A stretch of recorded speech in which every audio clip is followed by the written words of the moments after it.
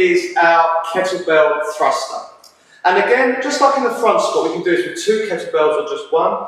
And I'm going to cover both in this video demonstration, okay? For the guys who have done thrusters before, it's a very demanding movement anyway, extremely demanding. Not only are we taking the load into the squat position in the front, but then we've got to drive that load straight overhead and finish in a solid overhead position as well.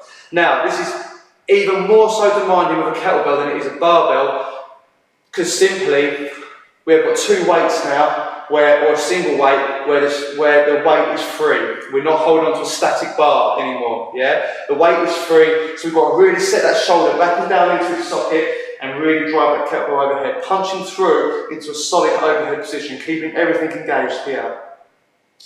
So, if I demonstrate the double first, again, I'm going to get the kettlebells into that front rack position by performing a kettlebell clean.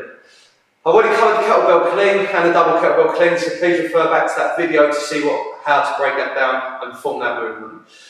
So I'm going to perform my kettlebell clean, and I'm going to take the kettlebells to that front rack position. Now, again, notice exactly the same as in the front squat, as in the clean. The kettlebells are directly over my central line. I've not got them too far back, and they're not round in front, okay? I've got them stacked over my shoulders, over my central line. From here, I'm going to go into my kettlebell front squat. So I'm going to hit the bottom position of my squat, keeping everything nice and upright. As I come out the bottom position, I snap the hip, punch through, and go to full extension overhead. I then come back down again. As they touch, I hit the bottom position of that squat, drive up, and finish overhead. We show that from the side. So, in the bottom position, my hip crease goes below the parallel. I sit straight down into that squat, drive straight up and overhead. This isn't 2 movements. So what I don't want to see is a squat and then a press. As I come out of that squat, I'm literally going to start driving the kettlebells from here through good effective leg drive, snapping that hip and punching it overhead. Our legs are a lot more powerful than our shoulders, so let's use them, okay? Let's utilise our legs. Really drive out that bottom position aggressively, really snap that hip and punch through that kettlebell. And you'll find if you apply everything correctly on the way up and out the bottom of that squat, it's going to be a lot easier driving that kettlebell overhead.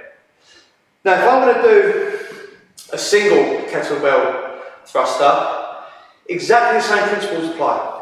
But again, it's just with one arm. So, let's just move that one out of the way. I'm going to take that kettlebell from the floor and I'm going to perform my kettlebell clean.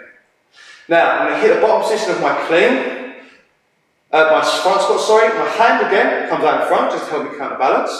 I'm going to hit the bottom of that squat. As I come up, I'm going to snap the hip, punch through and stand to full extension. Notice how the kettlebell is directly over my central line. Okay, I've not got the kettlebell out to the side or too far over. It's straight up and through, and the kettlebell is stacked behind my wrist. It's not turning at any point. Okay. I then come back down, re-rack, hit the bottom of that squat, and then punch overhead. Again, the same principle applies. We need to make sure we drive effectively out the bottom to punch overhead. When you wish to swap, you bring the kettlebell down, swap arms, and then just continue on the opposite side. And just make sure you do exercise one side just as much as the other, okay? If one side's weaker, which naturally with any single arm movement, you're going to have one dominant side, okay? And you'll probably find it's the side that you write with. So if you're right-handed, the right side will be your more dominant side, okay? But we still need to work both sides. We still need to make sure that they work equally, okay, as a pair. So, even if, with all your single arm movements, you have to get a separate weight. So, for example, if my left arm's stronger, I'm going to use, I don't know, I've got an 8 kilo there. But then, for example, my right arm might be a lot weaker, so I'd get a 4 kilo for my right arm. And it's that simple. You can just scale to whatever side can manage, just so you can perform the reps well, okay? And those are our kettlebell thrusters, our double kettlebell thrusters and our single kettlebell thrusters.